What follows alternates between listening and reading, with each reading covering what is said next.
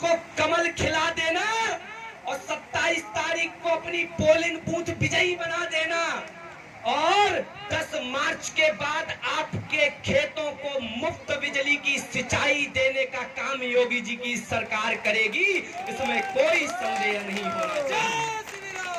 मेरे गन्ना किसानों के जिस प्रकार से रुपयों का भेड़ चाल बना करके रख दिया था, इन चीनी मिलों को बंद कराने का काम जिन सरकारों ने किया, आज उत्तर प्रदेश के अंदर योगी जी के नेतृत्व में कानून बनाने का काम हुआ कि किसानों को, गन्ना किसानों को 14 दिन के अंदर गन्ना की भरपाई और उनके पैसा देने की व्यवस्था, और 14 दिन के बाद यदि आपको पैसा मिलता है तो ब्याज समेत पैसा आप तक पहुंचेगा। ये आपके योगी जी ने कानून बनाने का काम किया है मेरे किसान भाई। उत्तर प्रदेश के अंदर 2017 से पहले एक वातावरण था और वह वातावरण था भय का, डर का। मेरी माताएं बहनें जब घर से बाहर जाया करती थी, नौजवान साथियों, तो माएं फोन लगा करके बिटिया को कहती थी कि अंधेरा होने से पहले घर पे आ जाइएगा। लेकिन मेरे समान पिता तुल्य लोगों, 2017 के बाद आपके योगी जी ने 144 दुर्दंत अपराधियों के ऊपर बुलडोजर चला करके जिस प्रकार से आतंकवाद को खत्म किया, आज कोई भी माँ बहन बिटिया को ये कहने की आवश्यकता नहीं पड़ती कि आप 5 बजे अंधेरा ढलने से पहले घर पे आइएगा। 2017 से पहले एक समाज विशेष, एक क्षेत्र विशेष, एक जाति विशेष और एक त्योहार विशेष को बिजली दी जाती थी और चर्चा हुआ करती थी कि बिजली आई, कि बिजली आई, कि बिजली आई।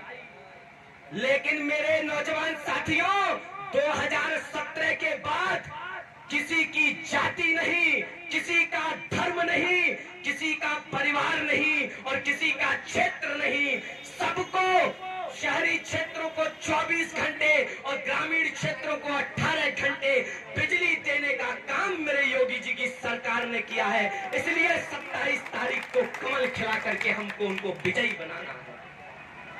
मेरे नौजवान साथियों,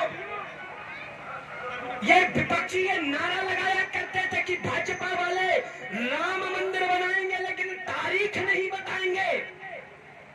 उन गद्दारों को ये कहना चाहता हूं कि 5 अगस्त को मेरे देश के प्रधानमंत्री ने रामलला की मंदिर निर्माण की नींव रख करके उनको कह दिया है कि अब रामलला के मंदिर का एक रास्ता कोई रोक नहीं सकता है। रामलला अब टेंट में नहीं, रामलला अब ठाट से राजमहल में विराजमान होंगे। इसलिए भारतीय जनता पार्टी को वोट करना है।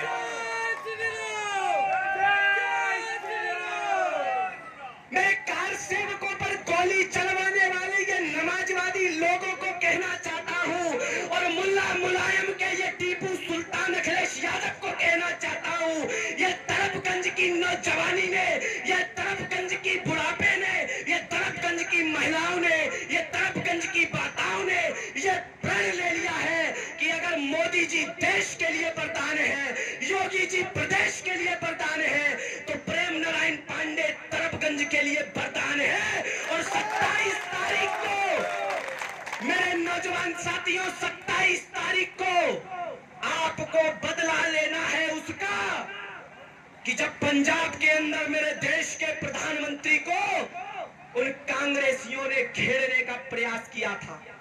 याद है ना कि एक्सप्रेस वे पर किस प्रकार से पुलिस व्यवस्था में, सुरक्षा में चूक की थी और मेरे देश के प्रधानमंत्री को उसी भांति जिस प्रकार नेताजी सुभाष चंद्र बोस को इन लोगों ने घटना को अंजाम दिया, जिस प्रकार से लाल बहादुर शास्त्री जी को घटना का अंजाम दिया, कांग्रेसियों ने सोचा था कि मेरे देश के प्रधानमंत्री मोदी जी को भी उसी प्रकार घटना का अंजाम देंगे। लेकिन याद रहे, मोदी जी बब्बर शेर है और शेरों के लिए कभी कुत्ते शिकार नहीं कर पाते। और आपने तो छोटी घटना की ये सोचने का प्रयास किया।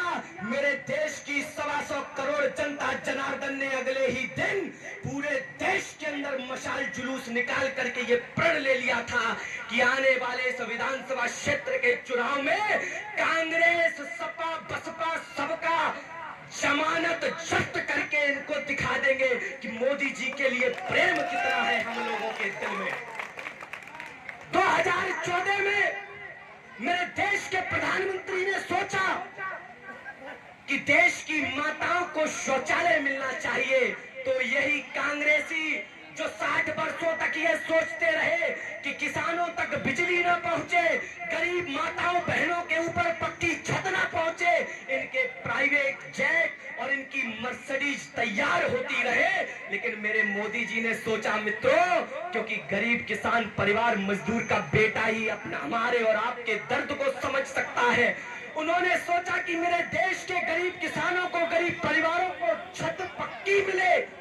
मेरे नौजवान साथियों, आप सब पढ़े लिखे हैं, उत्तर प्रदेश के अंदर 8 करोड़ आवास देने का काम मेरी मोदी सरकार ने किया। इसलिए 27 तारीख को वोट करना। शौचालय का जब विषय आया तो ये कांग्रेसी हंसने लगे, बोले ये कैसा प्रधानमंत्री है, बताओ शौचालय की बात करता है। लेकिन मित्रों, जब खेत में हमारी माता बहन अपनी घर की इज्जत लेकर के शौच करने जाती थी और शहरी बाबू की गाड़ी जब आती थी और लाइट पड़ती थी तो उनकी इज्जत किस प्रकार से शर्मसार होती थी, उस शर्मसार को महसूस किया मेरे मोदी जी ने, उस इज्जत को महसूस किया मेरे मोदी जी ने, और उत्तर प्रदेश के अंदर 7 करोड़ शौचालय इज्जत घर देने का काम किया मोदी जी ने। मेरे नौजवान साथियों, 2014 में जब प्रधानमंत्री पद की उम्मीदवारी मेरे मोदी जी ने की तो संकल्प लिया था कि जम्मू कश्मीर जो भारत का अभिन्न हिस्सा है उसको भारत में विलय करके हम 370 और 35 के कलंक को धो करके रख देंगे। मित्रों, आप सभी लोग साक्षी हैं, देश के यशस्वी गृह मंत्री अमित शाह जी के नेतृत्व में और मोदी जी के नेतृत्व में मित्रों धारा 370 और 35 को खत्म करके अमित शाह जी ने संसद में दहाड़ते हुए कहा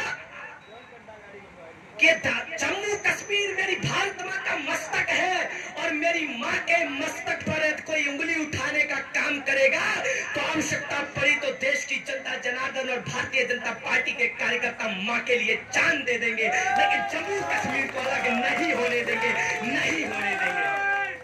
उस संकल्प के साथ हम काम करते हैं। मित्रों, अभी 2022 के संसदीय बजट से पहले मेरे देश के प्रधानमंत्री ने बजट में घोषणा की है। सुनना चाहेंगे बजट में क्या घोषणा की?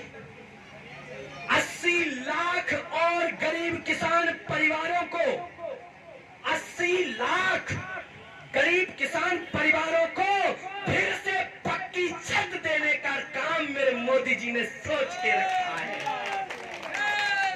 आपको लाइन लगानी पड़ती थी, नेताओं को कुर्ता पकड़ना पड़ता था कि नल दे दीजिए, नल दे दीजिए, लेकिन मोदी जी और योगी जी ने सोच लिया और संकल्प ले लीजिए कि 2022 में 10 मार्च को सरकार आप बना देना।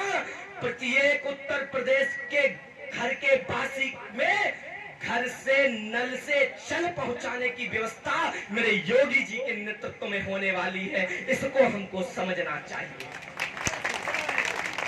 मेरे आस्था के प्रतीक भगवान रामलला के कार सेवकों पर मुल्ला मुलायम ने जिस प्रकार से गोलियां चलवाई थी, उन परिवारों के आंसुओं की वेदना किसने सुनी मेरे बहनों भाइयों?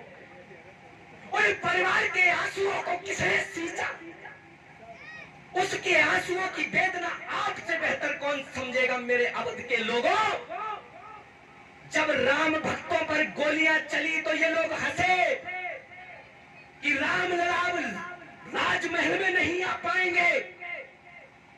मेरे नौजवान साथियों, मेरी माताओं ने तिलक करके, चंदन करके मोदी और योगी को भेज दिया और आज रामलला मेरे ठाठ से अयोध्या में विराजमान है। इसको हमको समझना चाहिए। और ये लोग कहते हैं कि किसानों से हमको प्रेम है। किसानों के नाम पर राजनीति करने वाले लोग समाजवाद के नाम पर केवल परिवारवाद की राजनीति करने वाले लोगों को बता देना चाहता हूं, किसानों का सम्मान यदि किसी ने किया है, किसानों से प्रेम यदि किसी ने किया है, तो मोदी जी ने किया है। और आपको मालूम है कैसे किया है? एक प्रधानमंत्री हुआ करते थे, कहते थे ऊपर से 15 रुपया भेजता हूं, और किसानों तक जाते जाते 15 पैसे पहुंचते हैं। सुनो मेरे देश के गद्दारों, सुनो, मेरे मोदी जी ने 2000 किसान सम्मान निधि जनधन खाते के माध्यम से सीधे मेरे किसानों को देने का काम किया। आज जेएनयू जैसे संस्थानों में आतंकवादी पलते हैं, वहां से बोलते हैं कि भारत मुर्दाबाद के नारे लगेंगे। देश में किस प्रकार की सभ्यता का वातावरण हो गया। याद रखना, जब तक मोदी जिंदा है, जब तक योगी जिंदा है, ये बुलडोजर रुकने वाला नहीं है। ये बुलडोजर तुम्हारी संस्कृतियों को बर्बाद करके रख देगा। ये बुलडोजर तुम्हारे संस्कृतियों को बर्बाद करके रख देगा। और मेरे किसानों ने ये संकल्प ले लिया है। ये लोग कहते हैं कि छुट्टा जानवरों को योगी जी ने भेजने का काम किया। मेरे नौजवान साथी, आप सभी पढ़े लिखे लोग हैं, बताओ, गाय तो हमारी माता है, गऊ हमारी माता है, उसको कटने नहीं देंगे। लेकिन मोदी जी ने ऐलान किया बहराइच की रैली में कि 10 मार्च को सरकार बना देना, गाय माता के लिए ऐसी व्यवस्था लागू करेंगे, ऐसी व्यवस्था लागू करेंगे कि पूरा विश्व इसका उदाहरण होगा। और मेरे देश के किसान गाय से माता को पूजते रहेंगे, लेकिन गाय को कटने नहीं देंगे। मेरे नौजवान साथियों, एक समाजवादी पार्टी के नेता मुझे मिले, बोले कि आपकी सरकार में तो सांड बहुत बार घूम रहे हैं, गाय बहुत बार घूम रही है। मैंने कहा इसमें बुराई क्या है? क्या बुराई है इसमें? 2017 से पहले अपराधी, माफिया, चोर, लुटेरे, आवारा उचक्के सड़कों पर घूमते थे, आज तो गौ माता सड़कों पर घूमती है। इसमें बुराई क्या है?